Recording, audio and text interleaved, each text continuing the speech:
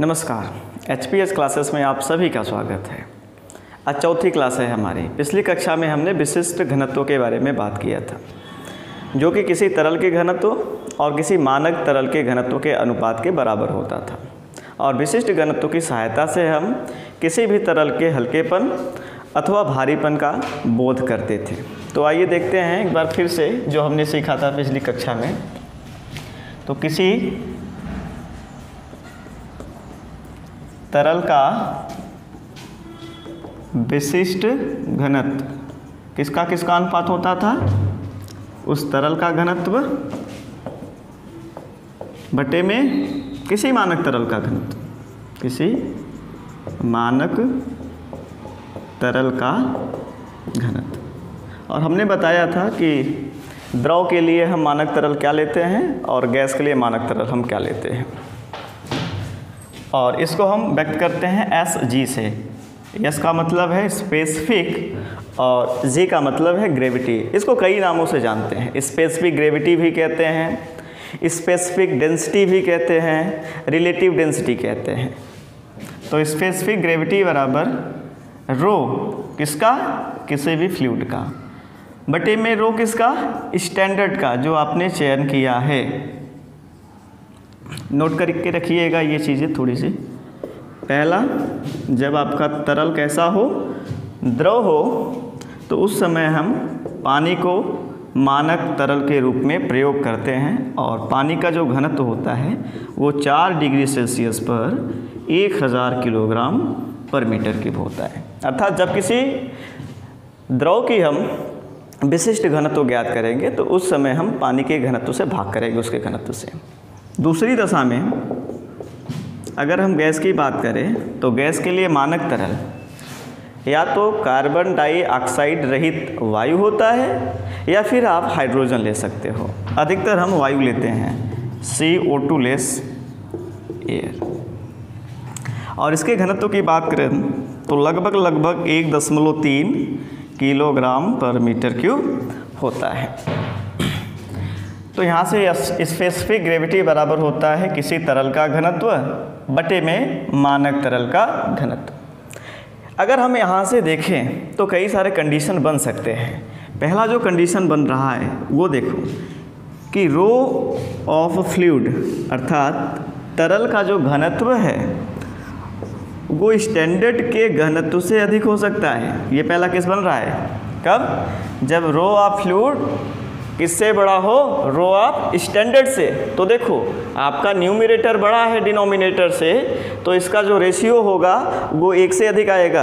अर्थात specific gravity का मान इस दशा में 1 से बड़ा आता है। और ऐसे द्रव को हम कहते हैं भारी द्रव। किसकी तुलना में? पानी की तुलना में। तो ये कहलाता है भारी द्रव। ये तो पहली स्थिति हो गई। इसके ठीक विपरीत दूसरी स्थिति क्या हो सकती है कि जब रो ऑफ फ्लूइड किससे छोटा हो? रो ऑफ स्टैंडर्ड से छोटा हो। उस दशा में देखो न्यूमरेटर छोटा है, डिनोमिनेटर बड़ा है, तो जो रेशियो होगा वो 1 से छोटा आएगा। अर्थात स्पेसिफिक ग्रेविटी 1 से छोटा होगा। और इस दिशा में जो द्रव होता है उसको हल्का द्रव कहते हैं। किसकी तुलना में? पानी की तुलना में। तो यहाँ से हम निष्कर्ष निकाल सकते हैं कि जब किसी द्रव का स्पेसिफिक ग्रेविटी 1 से बड़ा है तो वो पानी से भारी कहलाएगा। और जब किसी तरल का स्पेसिफिक ग्रेविटी 1 से छोटा हो तो वो पानी से हल्का कहलाता है। तो ये जो लिमिट है, ये जो क्राइटेरिया है 1 से बड़ा और 1 से छोटा होने का, उसी से हम ज्ञात कर सकते हैं कि कौन सा द्रव पानी से हल्का है और कौन सा द्रव पानी से भारी है। इसको आप नोट कर लीजिए।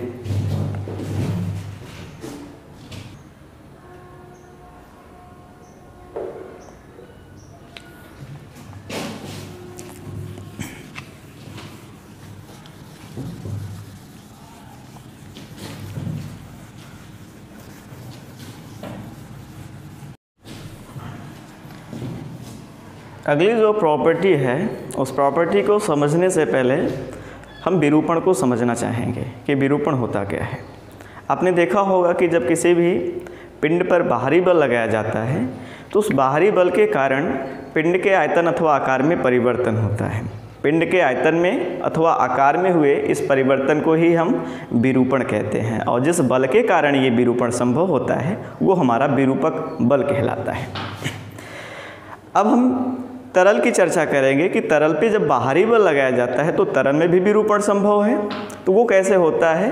उस विरूपण को हम आयतन विरूपण कहते हैं। मान लीजिए किसी सिलेंडर में गैस भरा है और उस सिलेंडर में लगे पिस्टन पर हम जब बाहरी बल लगाते हैं तो गैस के आयतन में परिवर्तन होता है, अर्थात जैसे जैसे आप दाब में वृद्धि करते हो गैस के आयतन में कमी होती है, और गैस के आयतन में हुआ कमी ही क्या कहलाता है? आयतन विरूपण।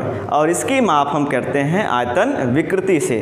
जो आयतन विकृति होता है वो आयतन परिवर्तन का उसके प्रारंभिक आयतन के सापेक्ष माप देता है। अर्थात अगर हम विरूपण को परिभाषित करना चाहें, विरूपण होता क्या है? तो किसी पदार्थ के आयतन अथवा आकार में बाहरी बल के कारण, बाहरी बल के कारण होने वाला परिवर्तन ही विरूपण कहलाता है।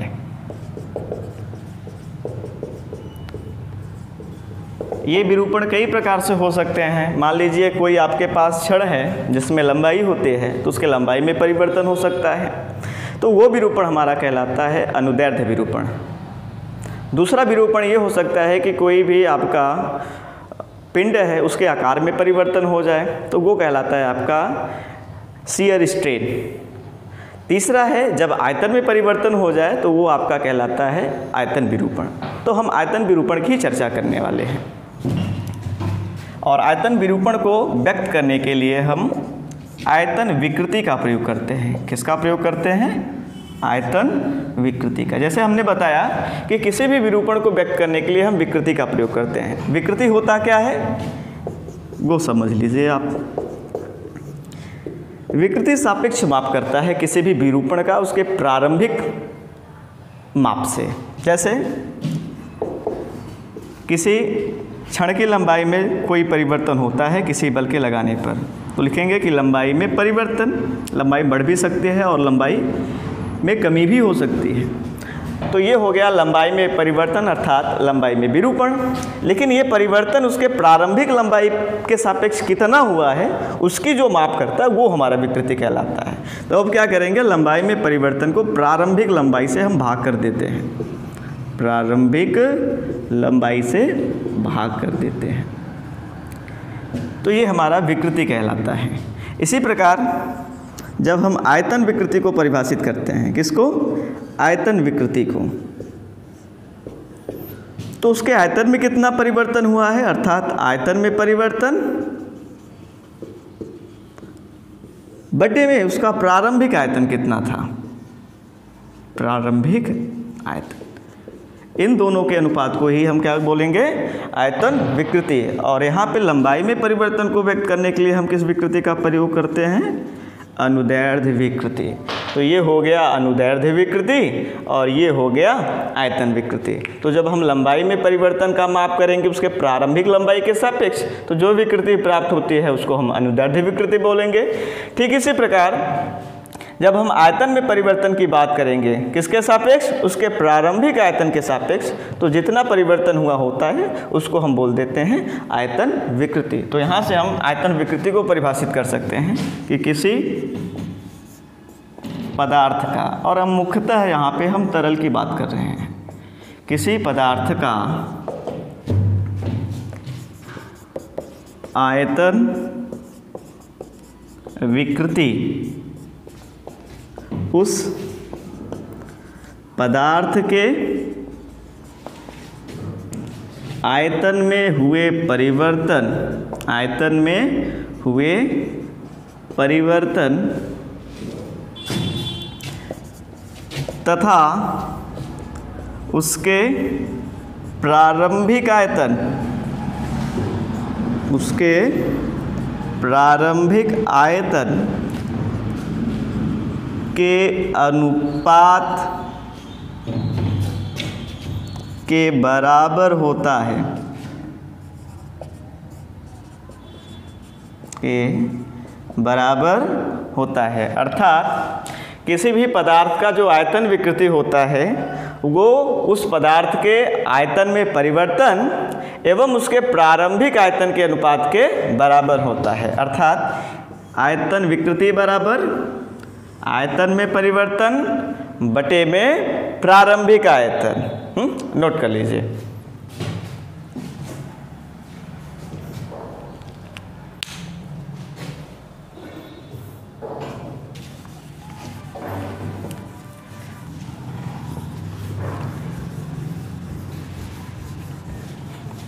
तो अभी हमने देखा कि जो तरल का आयतन विकृति है उस तरल के आयतन में परिवर्तन और उसके आयतन विकृति बराबर आयतन में परिवर्तन बटे में कौन सा आयतन, प्रारंभिक आयतन। अब आयतन में विकृति को हम प्रदर्शित करेंगे EV से और आयतन को हम किससे व्यक्त करते हैं, कैपिटल V से। तो आयतन में परिवर्तन को हम दिखाएंगे डेल्टा V बटे में प्रारंभिक आयतन को किससे दिखाएंगे, V से। तो ये आपका व्यंजक प्राप्त हो जाता है। अब देखिए न्यूमरेटर में आयतन में परिवर्तन है तो जो आयतन का मात्रक होता है वही तो आयतन में परिवर्तन का भी मात्रक होगा।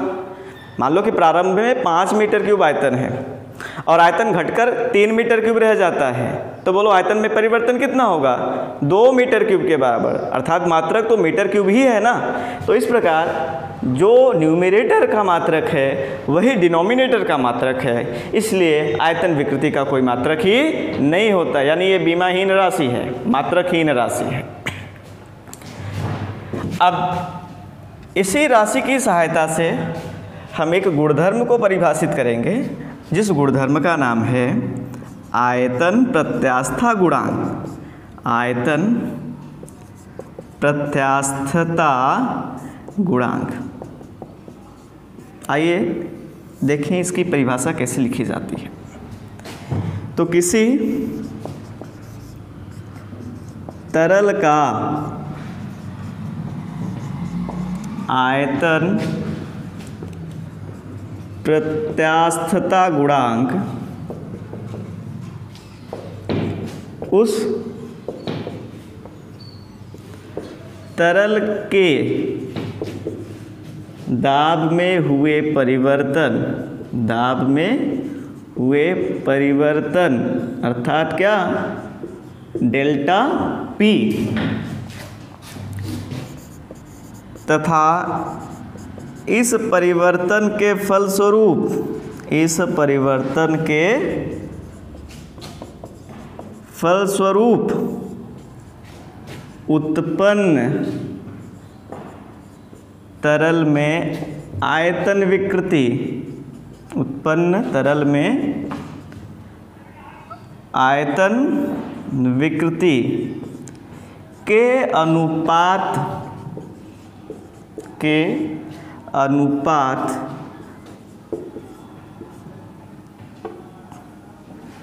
के बराबर होता है, के बराबर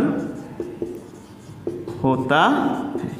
तो ये किसका किसका अनुपात होता है, उस तरल के दाब में हुए परिवर्तन अर्थात डेल्टा P और इस परिवर्तन के फलस्वरूप जो उसमें आयतन विकृति उत्पन्न हो रहा है, इन दोनों का ही अनुपात के बराबर क्या होता है, आयतन प्रत्यास्थता गुणांक। इसे हम K से दर्शाते हैं, इसे हम किससे दर्शाते हैं, K से, इसे K से प्रदर्शित करते हैं।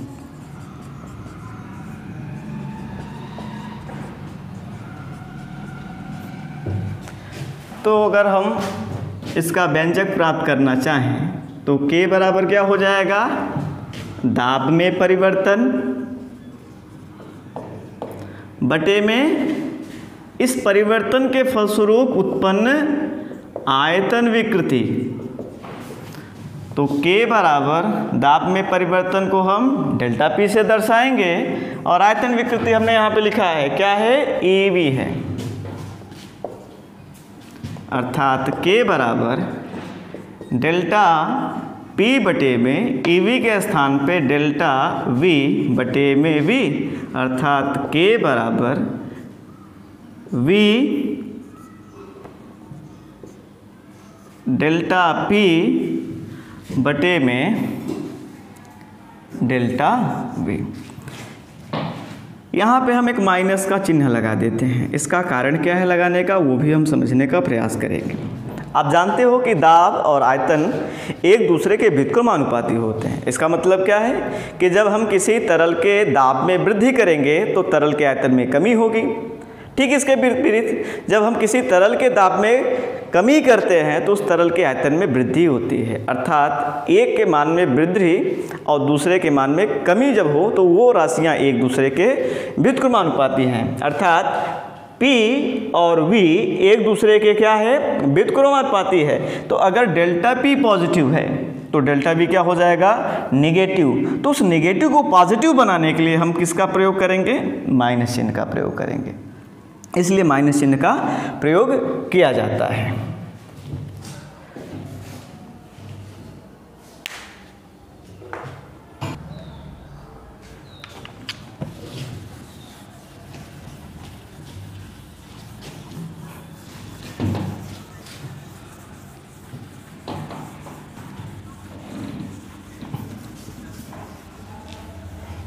तो हमने देखा आयतन प्रत्यास्था गुणांक K बराबर माइनस V डेल्टा P बटे में डेल्टा V है।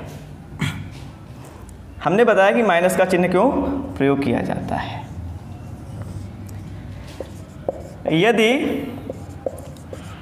परिवर्तन अति सूक्ष्म हो, परिवर्तन कैसा हो, अति सूक्ष्म हो, तो डेल्टा P को हम dP से व्यक्त कर सकते हैं और डेल्टा V को हम किसे व्यक्त कर सकते हैं, dV से।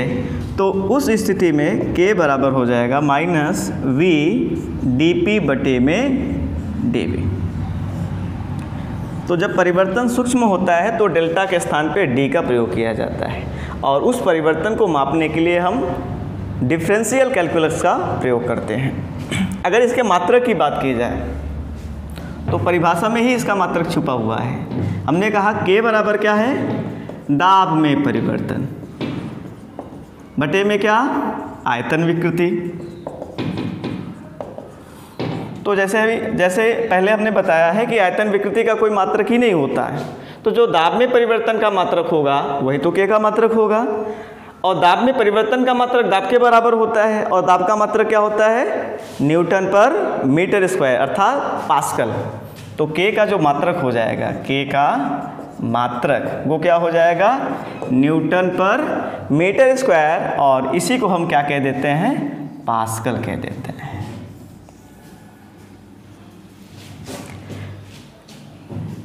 हम जानते हैं कि किसी तरल का द्रव्यमान अपरिवर्तित रहता है, अपरिवर्तित।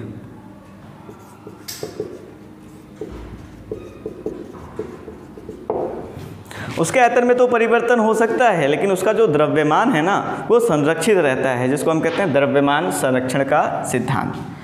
और इससे पहले हमने बताया कि रो बराबर क्या होता है, द्रव्यमान बटे में आयतन। तो यहाँ से देखो m बराबर हो जाएगा रो इंटू में v। तो बाएं पक्ष में हमारा द्रव्यमान है और दाहिने पक्ष में हमारा रो इंटू में v है। अब क्या करेंगे, दोनों पक्षों में हम लघुगुणक ले लेंगे यानी लॉग लेंगे। तो ये हो जाएगा लॉग m ई बेस पे लेते हैं तो ln लिखा जाता है और ये हो जाएगा ln रो इंटू में v। तो आप जानते हो कि लॉग m गुणते n को हम ऐसा भी लिख सकते हैं, log m plus log n। लिख सकते हैं कि नहीं लिख सकते हैं, लिख सकते हैं। तो log m बराबर log रो प्लस log v। अब दोनों पक्षों का हम अवकलन कर देंगे। जब अवकलन करेंगे तो आप जानते हो कि log x का अवकलन क्या होता है, 1/x, और x का अवकलन हो जाएगा dx।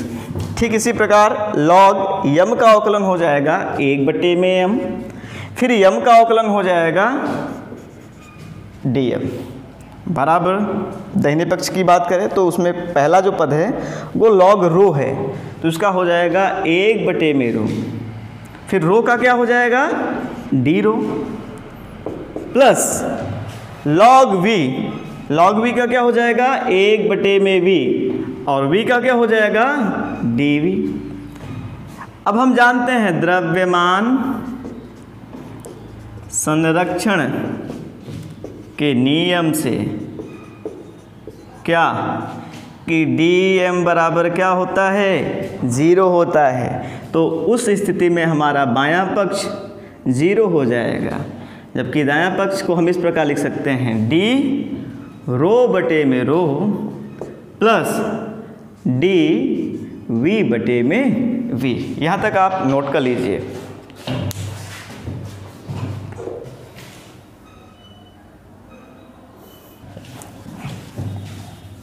चलो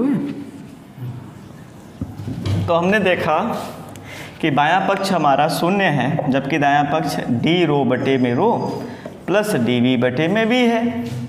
तो यहाँ से हम लिख सकते हैं d रो बटे में रो बराबर माइनस dv बटे में v।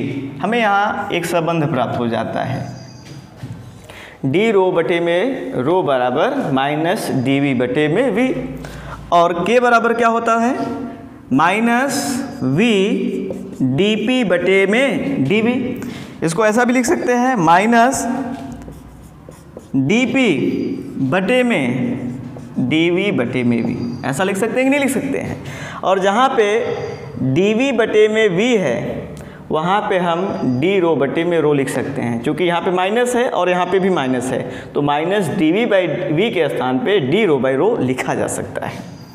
तो इसकी सहायता से हम k को इस प्रकार भी लिख सकते हैं माइनस dv बाई v के स्थान पे d रो बाई रो, तो dp बटे में इसके स्थान पे d रो बाई रो, अर्थात k बराबर रो dp बटे में d रो। तो एक नया व्यंजक हमें प्राप्त हो जाता है, किसके रूप में, घनत्व के परिवर्तन के रूप में। तो k के दो व्यंजक हमें प्राप्त हैं, पहला व्यंजक आयतन में परिवर्तन के रूप में प्राप्त है और दूसरा हमें घनत्व के परिवर्तन के रूप में ज्ञात है।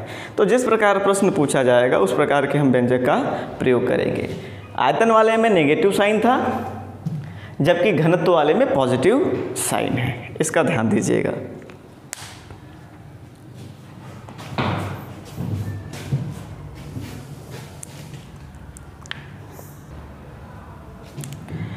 तो ये जो आयतन प्रत्यास्था गुणांक है अर्थात k, वो भी तापमान और दाब पे निर्भर करता है। अगर हम गैसों की बात करें, किसके लिए, गैस के लिए, तो ये आयतन प्रत्यास्था गुणांक भी किस पे निर्भर करता है, तापमान पे और दाब पे निर्भर करता है।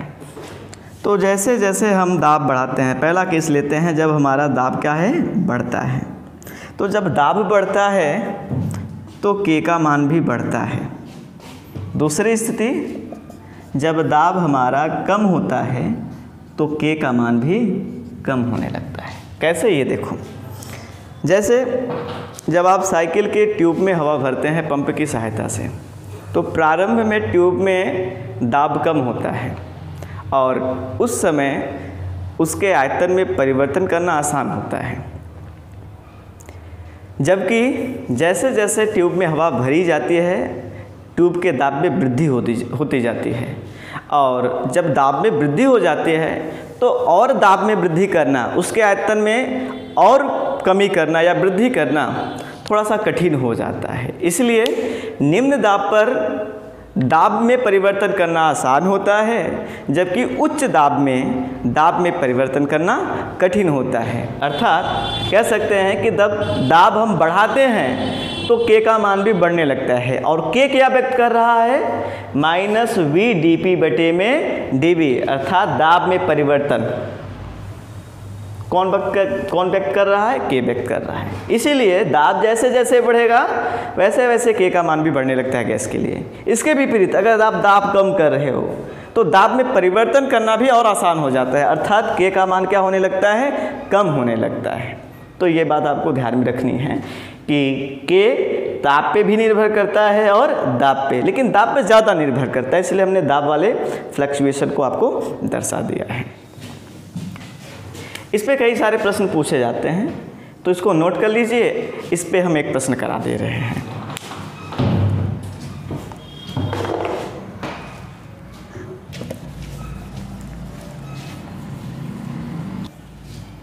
तो ये प्रश्न इस प्रकार है, किसी तरल का प्रारंभिक आयतन 5 मीटर क्यूब है तथा इस तरल के दाब में 0.3 मेगा न्यूटन पर मीटर स्क्वायर की वृद्धि की जाती है,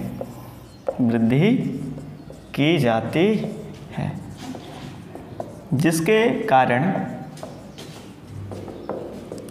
इसका आयतन 4 मीटर क्यूब रह जाता है।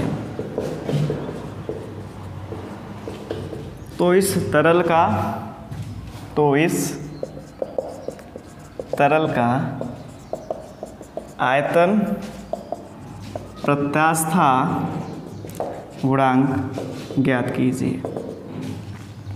क्या क्या दिया है, प्रारंभिक आयतन दिया है 5 मीटर क्यूब, और दाब में कितना वृद्धि की जाती है, 0.3 मेगा न्यूटन पर मीटर स्क्वायर का। तो दाब जब बढ़ाया जाता है तो बोलो आयतन कम होगा, और आयतन कम होकर कितना रह जाता है, 4 मीटर क्यूब रह जाता है। तो कह रहा है इसके लिए K का मान क्या होगा। हम जानते हैं K का व्यंजक क्या है हमारे पास, K बराबर है -V डेल्टा P बटे में डेल्टा V, अर्थात V का मान ज्ञात करना होगा, डेल्टा P का मान ज्ञात करना होगा, डेल्टा V का मान ज्ञात करना होगा, और सभी के मान को हम इस व्यंजक में रखते हैं तो हमें K का मान ज्ञात हो जाता है। अगर हम प्रश्न की बात करें तो ये हमारा प्रारंभिक आयतन है, और प्रारंभिक आयतन कितना रह जाता है, 4 मीटर क्यूब, अर्थात प्रश्नानुसार प्रारंभिक आयतन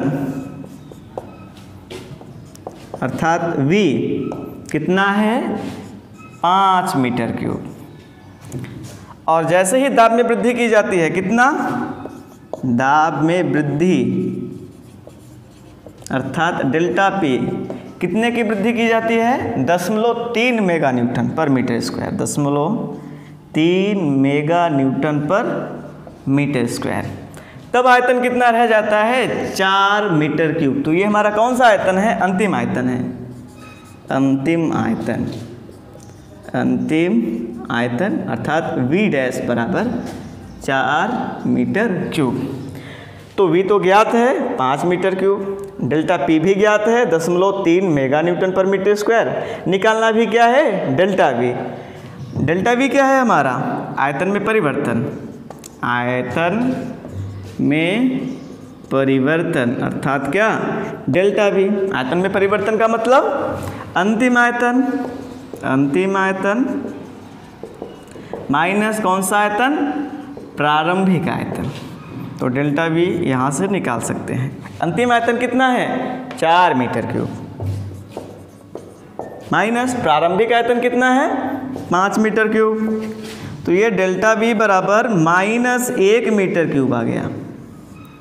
और अब इस सभी के मान को हम K में रखते हैं, तो K बराबर क्या है, माइनस रख देते हैं, फिर क्या है v, और v का मान कितना है 5 मीटर क्यूब है, गुणे में डेल्टा p का मान 0.3 मेगा न्यूटन पर मीटर स्क्वायर है, और डेल्टा v का मान -1 मीटर क्यूब।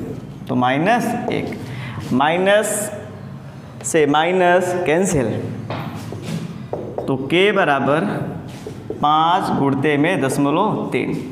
जो मात्रक v का है वही मात्रक डेल्टा v का है, अर्थात मीटर क्यूब से मीटर क्यूब कैंसिल, तो कौन सा मात्रक शेष रह जा रहा है, दाब परिवर्तन का मात्रक, और वो क्या है मेगा न्यूटन पर मीटर स्क्वायर। तो अगर आप गुणा कीजिए 5 और 0.3 का, तो ये आ जाता है 1.5 मेगा न्यूटन पर मीटर स्क्वायर। तो ये उस तरल का आयतन प्रत्यास्था गुणांक है। आज के वीडियो में बस हम इतना ही समझते हैं। अगले वीडियो में देखेंगे कि जो आयतन प्रत्यास्था गुणांक है वो गैसों के लिए कैसे ज्ञात किया जाता है और किन किन कारकों पर वो निर्भर करता है। अगर आपको वीडियो अच्छा लगा हो तो वीडियो को शेयर कीजिए, लाइक कीजिए, हाँ चैनल को सब्सक्राइब जरूर